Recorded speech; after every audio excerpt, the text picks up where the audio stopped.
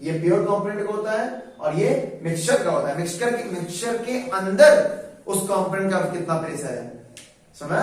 ये घोलने से पहले, ये घोलने के बाद, ठीक? तो ये हो गया। अब अगर हम यहां पे निकालेंगे टोटल प्रेशर तो पीएस क्या आएगा? पीएस बराबर क्या होता है? पीए प्लस पीबी होता है, यही होता है ना। अब ये पीए ही बचेगा क्योंकि ये जीरो हो गया। क्लियर?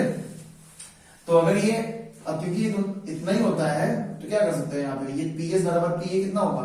पीए हो जाएगा पीए नॉट काई ए, है कि नहीं? क्लियर है? अंडरस्टूड? अब देखिए, अब ये जाएगा पीएस बराबर पीए नॉट 1 माइनस काई बी, ये तो करोगे ना? 1 माइनस काई बी हो जाएगा ना। अब ये जाएगा पीएस बराबर पीए naught minus PA naught chi B, ये हो गया।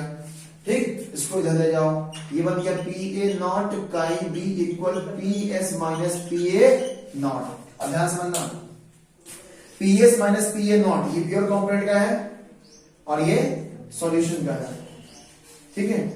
क्लियर है? अच्छा, अब क्योंकि पीएस बराबर पीए है, पीएस क्योंकि इक्वली पूरा किस पे डिपेंड कर रहा है? पीए पे। तो अब देखो, आगे देखते हैं। अब देखो, इन दोनों में से कौन ज्यादा होगा बताइए? मैंने कुछ उल्टा लिख दिया क्या? कुछ उल्टा लिखा है ना मैंने? बोले नहीं क्यों भाई? पीए नॉट माइनस पीएस होगा ना, है कि नहीं? पीए नॉट ज्यादा होगा ना, ये ज्यादा होगा और ये कम होगा, तो इसको क्या बोलते हैं? इस रिलेशन क्या बोलते हैं? सिर्फ इसको बताओ, इस रिलेशन क्या बोलेंगे? Lowering of vapour pressure. Very good, ये है lowering of vapour pressure, relative नहीं, ओनली लोअरिंग। क्यों? क्योंकि पीए नॉट का प्योर कंपोनेंट का हो गया और पीएस किसका हो गया? सॉल्यूशन का। दोनों का डिफरेंस लोगे तो वही आएगा ना, लोअरिंग। कितना घटा, कितना घट गया, वही बना यहाँ पे। अच्छा, अब आइए, अब आते हैं हम लोग अगले कॉन्सेप्ट पे, काई बी बराबर पीए नॉट पीएस। अब देखिए, अब जब इसको डिवाइड कर देंगे आप, जब इसको डिवाइड कर देंगे उसी की इनिशियल वैल्यू से, जब उसी को उसकी इनिशियल वैल्यू से डिवाइड कर देंगे तो ये क्या बन जाएगा? Relative lowering of vapour pressure. ये क्या है? ये क्या है आपका? ये है रिलेटिव, ये है relative lowering of vapour pressure, ये बन जाएगा। क्लियर भाई? अब देखो, ये क्या था? ये था लोअरिंग ऑफ वेपर प्रेशर। अब अगर आप उसको इनिशियल वैल्यू से डिवाइड कर देंगे तो आपको निकल जाएगा रिलेटिव लोअरिंग ऑफ प्रेशर। अब देखिए, ये जो रिलेशन है relative lowering of vapour pressure का, ये किस पे डिपेंड कर रहा है? काई बी।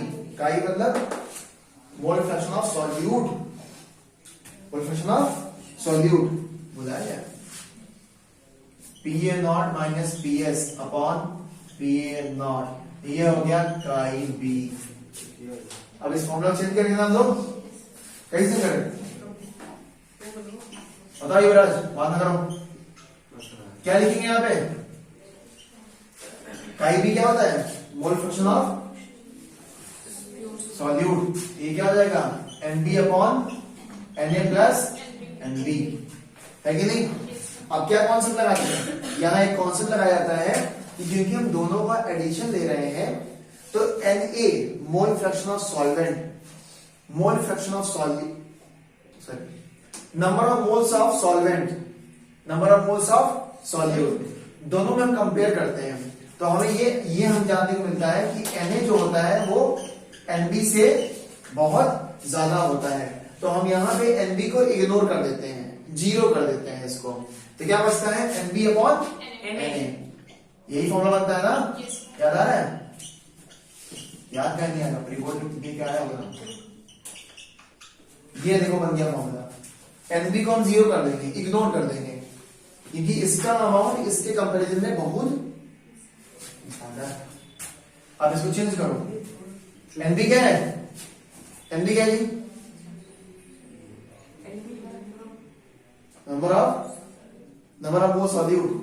तो फॉर्मूला क्या बनेगा? मास और मोलर मास, मास किससे लेंगे? डब्ल्यू बी, मास लेंगे डब्ल्यू बी, मोलर मास क्या लेंगे? M B. इंटू, फिर वही करो WA MA, ये बन गया फॉर्मूला, ये है आपका formula. Relative lowering of air pressure is equal to MA into WB upon WA into MB, ये है फॉर्मूला। ये लिखे होगा तुम कॉपी में, ये नहीं लिखे हो कॉपी में आके सॉल्यूशन नहीं बनाएंगे। तो ये समझ आ रहा है कैसे किया जा रहा है? मतलब ये lowering, relative lowering of air pressure किस पे डिपेंड कर रहा है? किस पे डिपेंड कर रहा है? मोल फ्रैक्शन ऑफ सॉल्यूट पे। और क्योंकि ये सॉल्यूट के मोल फ्रैक्शन पे डिपेंड कर रहा है, इसलिए ये क्या है? Colligative property.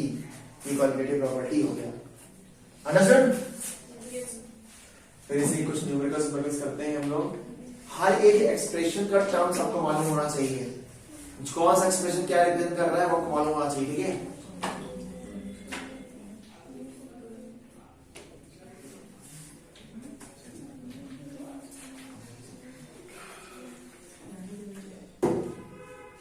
चलिए, तो यहां पे क्या है कोई बताएगा? यहाँ पीएस क्या है जी? पीएस क्या है? प्योर सॉल्वेंट है, pressure of solution. Very good. हर एक टर्म जो है कुछ ना कुछ, हर एक जो टर्म है उसका सिग्निफिकेंस है, उसको मालूम होना चाहिए। अगर आपको ये सिग्निफिकेंस नहीं मालूम कि ये क्या है तो कैसे तुम आंसर निकालो, कैसे न्यूमेरिकल्स करोगे? भाई न्यूमेरिकल भी करना आना चाहिए इसके बेस पे ना, ठीक है? तो ये है relative lowering of air pressure. ये एमए क्या है जी? एमए कैपिटल एम, और ये क्या डिपेंड करता है? Molar mass of solvent. ये मोलर मास सॉल्वेंट है क्योंकि तुमने ए किसको लिया है? सॉल्वेंट को। बी किसको लिया है? सॉलिड सॉल्यूट को लिया है कि नहीं? अंडरस्टूड? तो ये है relative lowering of air pressure.